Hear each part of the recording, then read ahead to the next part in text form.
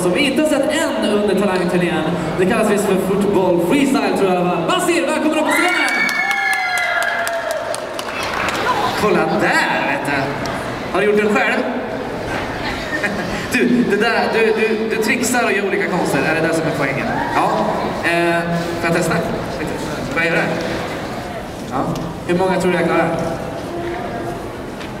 5, okej.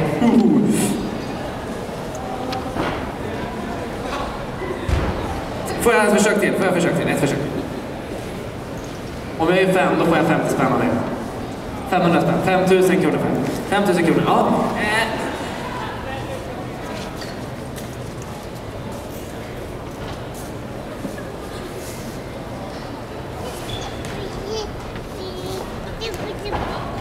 Oj, en stor applåd.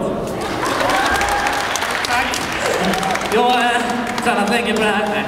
Du, nu ska du visa hur det egentligen går till. Du ska visa hur det på riktigt går till. Vi ger en jättefin applåd här till Basir!